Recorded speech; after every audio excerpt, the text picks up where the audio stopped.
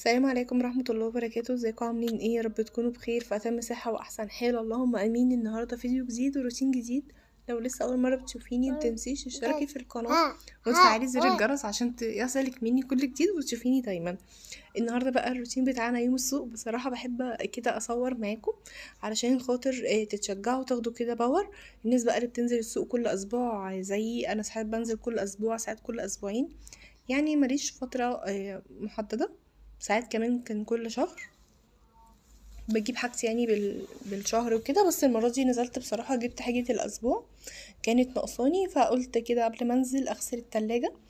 بحب كده لما اجي من السوق تكون التلاجة نظيفة، بحيث ان انا في خضار اغسله تمام، والخضار اللي انا مش هغسله هحطه برضو في التلاجة، والتلاجة تكون نظيفة. فالرفوف كده بتاعت التلاجة كانت المرة دي محتاجة ان هي تتغسل تحت المية يعني. ساعات برضو ما بتحتاجش ان هي تتغسل، وبعملها كده بالجلانس وبالمناديل بتروح زي الفل. هنا بقى كنت نزلت وجيت جبت كده شوية حاجات بسيطة. جبت طماطم وجبت خضار، يعني جبت قلقاس، وجبت كمان سبانخ بس تقريبا ما صورتهاش معاكم.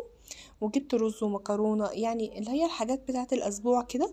وجبت كمان شاي.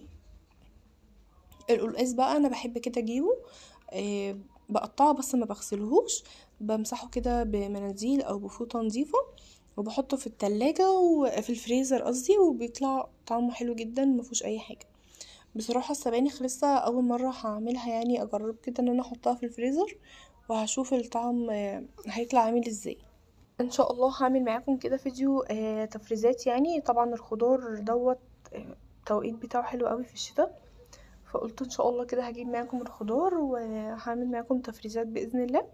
وكمان الطماطم رخصت يعني، الكيلو ونص ب10. فبرضه هجيب كده كمية واشيلها بقى رمضان، علشان خاطر يعني يبقى الاكل كده سهل علينا في رمضان. الناس اللي بتحب كده تعمل صلصة الخضار برضو مثلا زي البزلة، تفصصها كده وتحطها في الفريزر. البزلة بصراحة هي احلى حاجة بتتخزن، لان تخزينها سهل قوي. يا دوبك انتي بتفصصي البزلة وبتغسليها وتحطي عليها الجزر وبتحطيها في الفريزر. ما بحطهاش بصراحة في مية سخنة ولا اي حاجة، وبتقعد ممكن من السنة للسنة ما بيحصلهاش اي حاجة. السبانخ برضو سألت ماما، قالت لي ان هي بتعملها بتشوح كده بصلايه وبتنزل عليها بالسبانخ لحد ما تنزل ميتها تماما، وبعد كده بتروح سايباها تبرد، وبتحطها برضو في كيسة او مثلا في علبة، اي حاجة انتي متوفرة عندك، وبتحطها في الفريزر.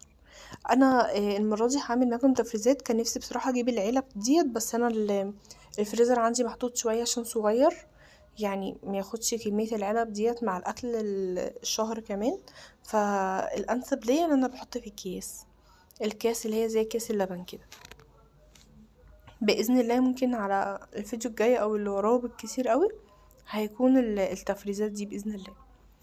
هنا بقى جبت كده الرفوف بتاعت التلاجة. في ناس برضو بتسألني التلاجة بتاعتك حلوة ولا لأ، ونوعها ايه. انا التلاجة بتاعتي نوعها فريش، هي حلوة.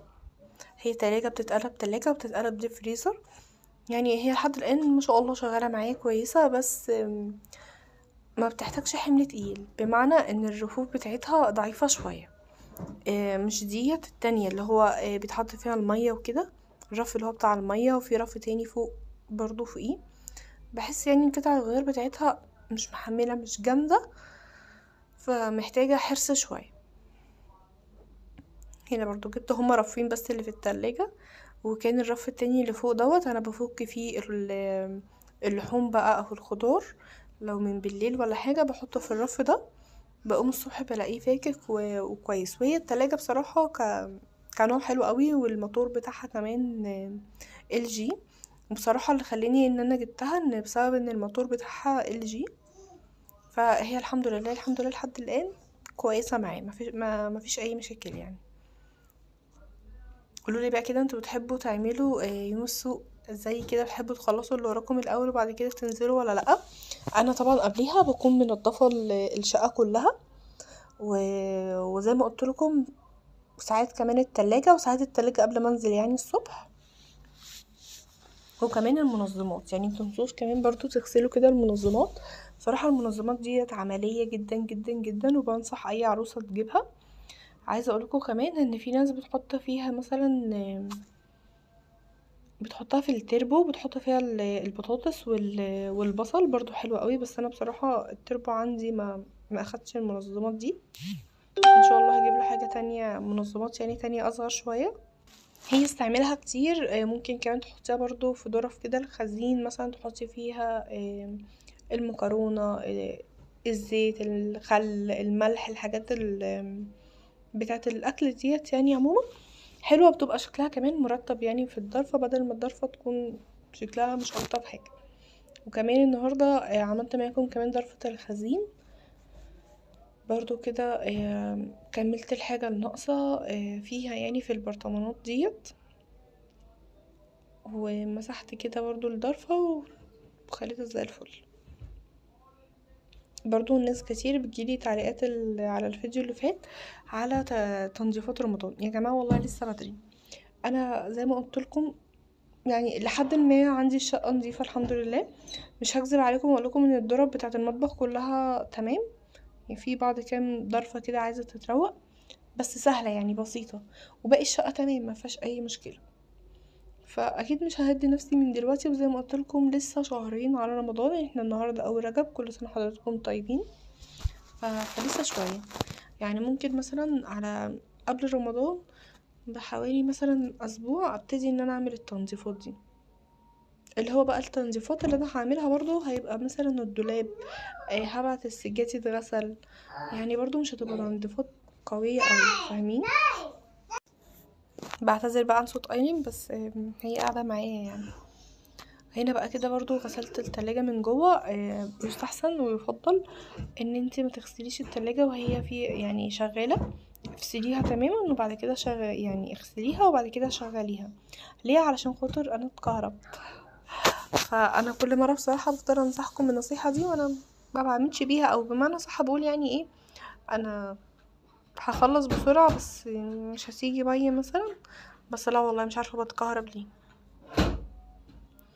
وعايزه اقول لكم بقى كمان ان انا هي ما كانتش محتاجه قوي ان هي تتغسل يعني بالصابون وكده، كان ممكن مثلا حبه جلانس وقماشه ومسحتها كلها، لان هي والله زي ما قلت لكم من جوه نظيفه. بس قلت بقى بالمره عشان بقالي فتره كبيره ما غسلتهاش كده. وهنا بقى الرف ده كان مضايقني شويه، فقلت افصل الكاميرا واشيله خالص واغسله وارجعه تاني. وهنا بقى كده كنت جيت من السوق، نزلت السوق وجيت وفطرنا. يوم السوق ده برضه عودي نفسك كده ان انتي تعملي حاجه خفيفه، علشان خاطر هو بيبقى تعب بالنسبه لي انا بصراحه. بيبقى تعب، اللي هو بقى بيبقى سوق، وطبعا باجي بيبقى عندي غسيل، اكل، ايلين. ف بحب كده اعمل اي وجبه خفيفه. بس انا بصراحه المره دي ما عملتش معاكم الاكل، لاني كنت تعبت يعني، رصيت بقى الحاجه كلها، وكان التربو كمان محتاج كده يتنظم، نظمته برضو، فما قدرتش بقى اصور معاكم كمان الاكل. هنا بقى كده كنت جايبه رز، بس الراجل كان معبيه انصص، فقلت تمام مفيش مشكله، وجبت عدس، وجبت عدس بجبه، وجبت كمان عدس اصفر، وجبت مكرونات، وجبت ايه تاني، وجبت بتنجان. يعني جبت كده شويه حاجات كانت ناقصه البيت. وجبت شاي العروسه، بصراحه اول مره اجربه، دايما كنت بستخدم الورده بس ما لقيتهوش، فقلت تمام هجرب العروسه. وهنا بقى القلقاس اهوت. طيب هل انا بشيل السلق معاه؟ انا بصراحه جربت اشيل السلق في الفريزر، هو حلو، بس الكزبره بصراحه ما كانتش حلوه، يعني لازم تجيبي له الكزبره فريش. الجزر برضو بغسله وبقطعه، بحطه في الفريزر ما بيحصلوش اي حاجه، يعني ما بحطوش في ميه ولا حاجه، لا انا بحطه كده بقطعه وبحطه في كيسه على طول في الفريزر. والبصل باذن الله برضو، في ناس قالت لي كده على طريقه البصل، ان انا اخده نص تشويحه على النار واحطه في كيس كده محكم الغلق، بحيث برضو ان هو ايه يسهل علينا الاكل. فمش عارفه بصراحه، انا هجرب كده كميه بسيطه الاول، لو طلعت كويسه هعملها معاكم، لو ما عجبتنيش مش هعملها. وجبت كمان جبنه دومتي، وجبت بتنجان.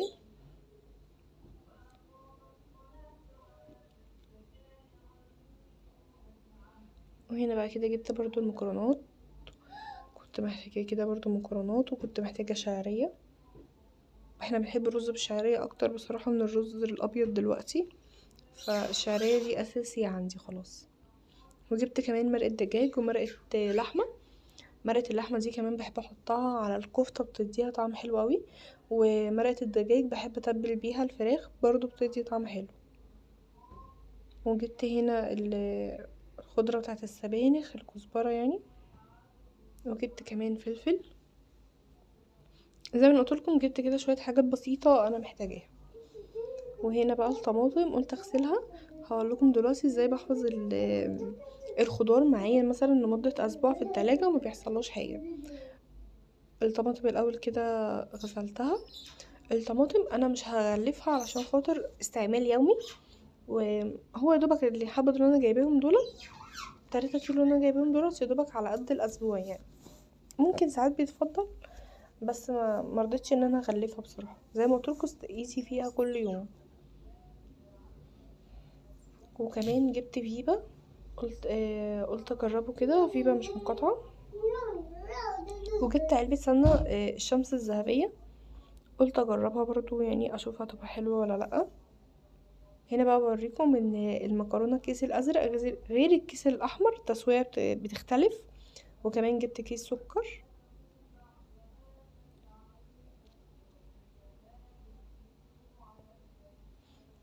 احسن حاجه تعملوها وانتوا نازلين السوق ان انتوا تكتبوا الطلبات بتاعتكم. انتوا محتاجين ايه عشان ما تجيبوش حاجه زياده، او ما تنسوش كمان حاجه. فلازم كده يبقى معاكم ورقه. بصراحه من يوم ما اتجوزت وانا ماشيه كده ان انا بكتب طلبات في ورقه، والورقه بتبقى معايا علشان خاطر لو نسيت حاجه ولا حاجه ابص في الورقه وافتكر. والكميات برضو يعني برضو انا بكتب الكميات. بصراحه بحب الورقه والقلم، بحيث ان انا ابقى عارفه الميزانيه بتاعتي، انا هنزل هصرف قد ايه وهجيب ايه ومحتاجه ايه ومش محتاجه ايه. فحلو قوي الورقه والقلم ان انت تكتبي كل حاجه انت عايزاها. في ناس كمان بتكتب بصراحه تقوم الصبح هتعمل ايه. انا ما بكتبش، بس ببقى عارفه ان انا هقوم الصبح هعمل مثلا النهارده هعمل كذا كذا كذا. فبرضو حلوه ان انت بترتبي يومك. هنا بقى الخضار، البتنجان دوت انا طبعا ايدي مش فيه كل يوم، فمش بحتاجه يعني كل يوم، وانا عايزاه يقعد معايا فتره. شايفين بقى المنظمات ديت بيبقى فيها فتحات ازاي. المنظمات اللي فيها فتحات احلى بكتير من المنظمات المقفوله. ليه؟ انا دلوقتي غلفته هو بالاسترتش، هيقعد معايا كده ممكن اسبوعين. لما بحتاج بشيل كده الاسترتش وبطلع مثلا اللي انا محتاجاه، وبرجع اغلفه تاني بنفس الاسترتش اللي هو كان مرفوع بيه. عايزين بقى تغلفوها مثلا واحده واحده غلفوا عادي، بس انا قلت لا، انا هغلفه كده وبيطلع معايا زي الفل مفيهوش حاجه. وبرده الفلفل نفس الحكايه، مش كل يوم باخد منه، ف هغلفه كده. وفي برضه تهوية، ويستحسن كمان ان انت تحطي تحتيه ورقة مناديل. لو حطيتي كمان ورقة مناديل بتخلي الحاجة عمرها يطول اكتر. وجبت كمان برضو كرتونة بيض. لو حابين بقى تعرفوا الاسعار وبقولولي برضو ان شاء الله اقول لكم الاسعار لما اجيب السوق يعني. ودي طبعا دولي حبيبة قلبي ما بتسيبنيش وانا بسجل حاجة. بصي قولوا لهم هاي. هاي هاي. هاي. عايزه بقى اقول لكم ان انا بسجلكم دلوقتي الفويس، والجو عندنا شتا جامد جدا. مش عارفه بقى انتوا سامعين صوت الشتا ولا لا، بس انا قاعده يعني في اوضه فيها شباك. برضو العلبه بتاعت البيت دي حلوه قوي، بتاخد كميه يعني بتاخد حوالي 26 بيضه. انا مش عايزه اقول لكم يا جماعه العلبه دي كان عليها خناق ازاي انا وماما ايام ما جيت اتجوز، وجبتها برضو.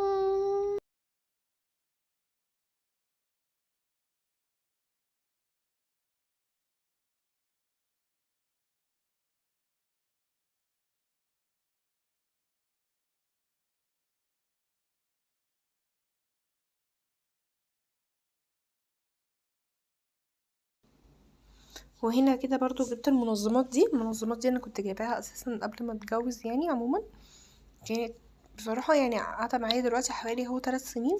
لا جميلة جميلة، ومخليه ظرف الخزين كده شكلها حلو ما شاء الله. مش مكركبه ان انتي حاطه اكياس كياس كياس.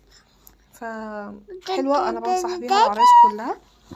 هنا بقى كده كملت برضو الرز، وهجيب المكرونه والشعريه. عايزه اقولكم حلوه قوي، وان شاء الله هجيب منهم تاني. احط بقى للبن وللسكر برضو، بدل ما بحط كيس السكر كده فوق بعضها. فزي ما قلت لكم انا بنصح العرايس بيهم جدا لانهم مهمين بصراحه. وفي كمان دلوقتي طلع اشكال تانية جديده فحلوين. هنا بقى كنت محتاره كده مش شايفه الشعريه بقى. لازم نكون بحبه، يعني لازم نكون بحبه بره. هي المنظم ده كده انا كنت جايبه كيلو شعريه، اخد الكيلو كله، وكان في حبه كمان، يعني كان ناقص يتحط له حبه كمان.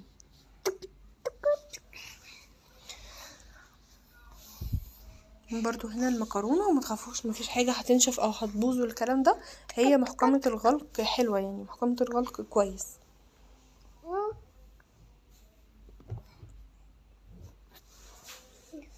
لو وصلتي بقى لحد هنا متنسيش تعملي لايك للفيديو وتعملي شير وتكتبي لي كومنت حلو زيك، علشان خاطر كده القناه تكبر باذن الله.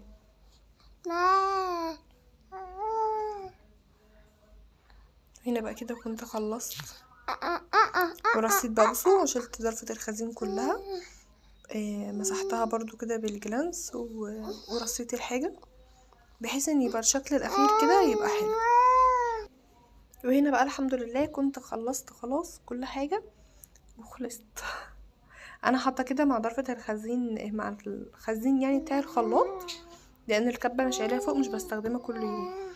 وجبت كده بقى اللي هي القارورة دي بتاعت الصابون السائل، اسمها حبيبة، انا اول مرة اجربها بصراحة. وهنا برضو كنت بوريكم الفيبة، انا كنت محتاجة الازازة دي عشان كده جبتها. وجبت كمان ليفة من المواعين، واحدة يعني هتبقى للمواعين وواحدة للبوتاجاز. وجبت كمان معطر كده صغير، بصراحة انا جربته بقى حاليا تحفة يا جماعة. هو سعره كان بسيط خالص، كان سعره 12 جنيه بس جميل قوي، هوريهولكم دلوقتي. وهنا كنت جايبة برضو رابسو واكياس كمامة اعزكم الله، دي اساسي طبعا معايا اهو. بصوا المعطر دوت ريحته بجد خطيرة خطيرة.